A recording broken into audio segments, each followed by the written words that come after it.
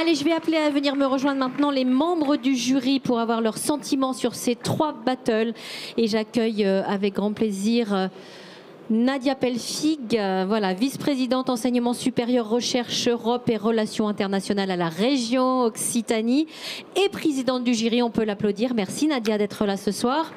J'accueille Sabine Tertre, chef de file France Industrie Occitanie, et monsieur le recteur, merci à tous les 3, hein. Monsieur le recteur Moustapha Fourard, recteur de l'Académie de Toulouse. Je me tourne vers vous Nadia.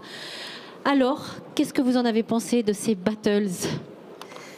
J'ai trouvé qu'il y avait beaucoup de travail, y compris de documentation. Vraiment, on échangeait pendant les débats. Et je dois dire que je suis admirative de ce qui a été produit en matière de recherche pour préparer. Je trouve aussi que les dirigeants industriels ne se sont pas mis, et je les en remercie, dans la posture de sachant, voulant instruire une jeunesse qui serait ignorante. Et donc, il y avait du dialogue. Je trouve ça important. Vous savez, moi, je suis aussi en charge des questions européennes. Je crois beaucoup à quelque chose qui est peut-être moins commun en France, qui est le développement de la culture du consensus. C'est-à-dire cette capacité à dialoguer, à essayer de faire confronter nos arguments pour pouvoir se hisser les uns les autres avec un partage de connaissances qui est important. On y reviendra, mais par exemple, sur l'intelligence artificielle, ce que j'en retiens, c'est moins un clash que le fait qu'il y a des inquiétudes qui sont exprimées par notre jeunesse, qui du coup peut apparaître plus conservatrice que des dirigeants qui doivent mettre en œuvre des formes d'innovation, mais que ça doit nous interroger sur le fait qu'on a peut-être été les uns et les autres dans un credo longtemps qui disait qu'il fallait innover pour innover, que l'innovation c'était formidable. Ce qu'ils nous disent, et je crois qu'il nous faut l'entendre, c'est que l'innovation n'a de sens que si elle permet le progrès. Le progrès pour la qualité de vie, le progrès pour l'humain. Mais moi, je pense que si on continuait le débat, on verrait qu'on n'est pas contraint d'opposer compétitivité.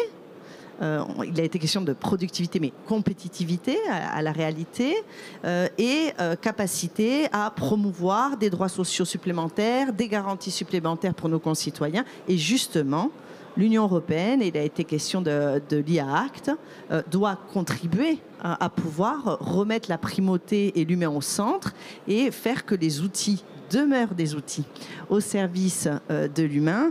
Et je crois qu'il n'y a personne de mieux placé que l'industrie justement pour impulser cette vision-là. Et c'est là que le rôle de l'industrie dans l'innovation, pour moi, est au cœur de la société, alors que certains ont pu penser qu'elle était à la traîne de ces sujets, notamment aux industries servicielles ou tertiaires. C'est faux. Et je crois que ce salon est là pour le démontrer. Une question courte, Nadia. On a évoqué avec Mathieu Camparc tout à l'heure le programme France 2030. Comment la région s'inscrit sur toutes ces questions, justement, voilà, France 2030, mais aussi les nouvelles technologies, etc. On le sait, hein, la région Occitanie est pionnière sur ces idées-là. Comment est-ce qu'elle s'inscrit concrètement aujourd'hui là-dessus ? Alors, hier, je pourrais vous dire. Aujourd'hui, il y a quand même eu des annonces budgétaires qui me laissent un petit peu inquiète dans notre capacité à investir et continuer d'investir ces sujets au regard du montant de la dette qui a été délirante et pour lequel il est demandé une contribution extrêmement lourde aux collectivités, alors même que notre rôle est d'accompagner le développement économique et ces territoires dans ces émergences. Le regard qu'on porte, c'est d'une part qu'on veut que l'innovation et les évolutions technologiques ne laissent personne à l'écart. Pas plus celles et ceux qui doivent les générer dans tous les territoires, et pas simplement dans nos métropoles, mais également dans les industries qui sont situées dans des milieux ruraux, qui doivent trouver des collaborateurs, des compétences, qui permettent d'avoir une vie dans un territoire qui est à 50% rural. Et donc nous sommes très attentifs à ce tissu-là, qu'il n'y ait pas qu'une vision élitiste de l'innovation réservée aux seuls grands groupes, mais qu'il y a bien un ensemble de chaînes de valeur avec les PME qui font la richesse de notre territoire et qui, au passage, je vois le président de la Chambre de commerce et d'industrie, constitue 80% de la réalité de notre tissu économique régional. Donc d'abord, faire en sorte que tout le monde puisse développer et s'emparer d'innovation, permettre du prototypage rapide à bas prix et à belle qualité, y compris en stimulant les Fab Labs, les tiers-lieux, et puis faire en sorte que les femmes et les hommes puissent se les approprier et qu'il n'y ait pas d'assignation à laisser de côté pour des raisons de coût, pour des raisons de compétences, parce qu'on n'aurait pas développé les formations qui permettent de monter en compétence sur ces sujets, des tas de femmes et d'hommes qui se sentiraient dépourvus et donc, du coup, mis à l'écart de ces technologies. Soit elles sont utiles et elles nous font tous progresser, soit il faut les retravailler parce qu'elles sont inadaptées. C'est d'abord l'humain qui doit primer. Sabine Tertre, merci d'être là. Je rappelle que vous êtes chef de file France Industrie Occitanie. Alors, quelles sont vos impressions sur les battles auxquels vous avez assisté? Et puis peut-être un mot de France Industrie Occitanie aussi. Effectivement, moi je suis très contente de ces battles. J'ai trouvé ça très vivant, très enrichissant. France Industrie, c'est 10 filières. Je vais les citer rapidement. Donc 13 000 établissements, 230 000 salariés. Donc vous avez des flyers, là, mais c'est agro, bois, carrière et matériaux, chimie, énergie, médicaments, métallurgie, nautisme, plasturgie et textile. Et il n'y a pas toutes les industries encore dans France Industrie. Donc c'est important. L'organisation de ces battles, ça prend du temps. Donc je fais un petit clin d'œil à Nicole Barolo qui est dans mon dos, mais qui a mis beaucoup d'énergie à l'organisation de ces battles, effectivement. Merci Nicole, vous pouvez l'applaudir, franchement. Super Nicole, on l'appelle. Ouais, super Nicole. Une boule d'énergie toujours positive, c'est super. Donc effectivement, ravie de voir que les jeunes trouvent que l'industrie n'est plus ringarde. Ça fait du bien entendre parce qu'effectivement, elle se transforme, elle évolue. Donc on est prêt à vous accueillir, à ouvrir nos portes et c'est avec ces jeunes qu'on fera évoluer l'industrie. Donc ça, c'est important. Oser pour les filles, je suis tout à fait d'accord. Moi, je suis une chef d'entreprise dans la métallurgie. Il n'y en a pas beaucoup, mais voilà, c'est important. Et après, on a quand même des avis assez unanimes finalement sur le fait que l'industrie se modernise, que l'industrie, il faut qu'elle se décarbone. Et sur l'IA, effectivement, c'était plus mitigé quand même avec c'est intéressant, mais il faut le cadrer, il faut le maîtriser. Et puis, faut évoluer avec toutes ces nouvelles technologies.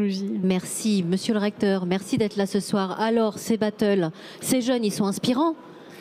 Absolument. Donc nous avons passé un bon moment. Effectivement, on a commenté pas mal leurs commentaires et de voir une telle énergie et puis des questions très pertinentes de la part d'élèves, vous voyez la déformation professionnelle, de jeunes qui sont donc déjà des initiés puisqu'ils ont fait le choix de formation qui les oriente vers le monde professionnel. N'empêche qu'ils ont un peu de recul et un sens critique par rapport à ce qui les attend, c'est normal. C'est à nous, comme ça a été fait par les représentants du monde industriel, d'apporter les bonnes réponses, de les rassurer, à la fois sur le développement de l'intelligence artificielle avec toutes les questions qui ont été posées, la problématique de l'environnement, c'est vrai, c'est une préoccupation de nos jeunes, et puis la question sur l'égalité filles-garçons et plus généralement femmes, hommes, c'est vrai que la question a été posée, c'est pas simplement en termes de traitement, mais même en termes d'organisation que peut proposer l'entreprise,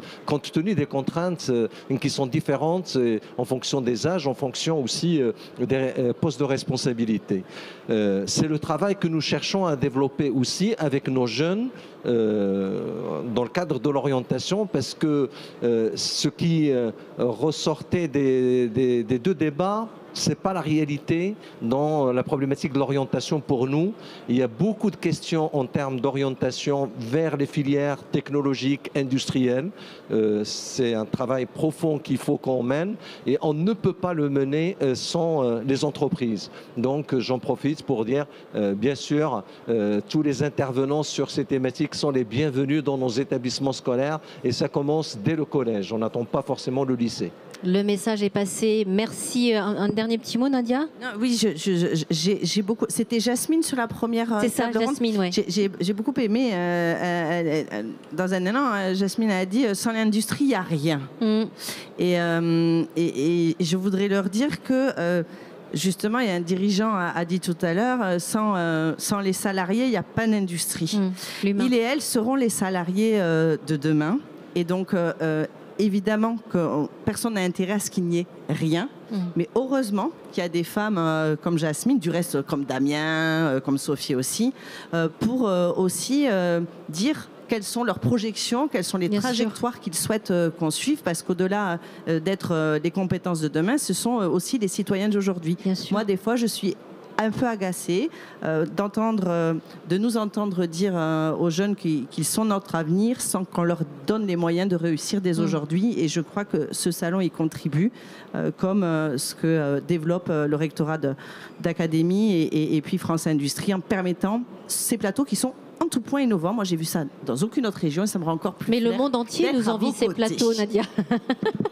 Merci à tous les trois. Merci à vous tous de nous avoir suivis ici en live. Vous voyez, il y a du monde, il y avait au moins 300 personnes. Merci à vous derrière votre écran. Je voudrais juste un dernier petit mot, remercier la Dream Team, Marie Avermacher, Joël Poyet et Super Nicole qui m'ont aidé à préparer ces sessions. Merci à tous, excellente soirée. Prenez soin de vous. À bientôt. Ciao.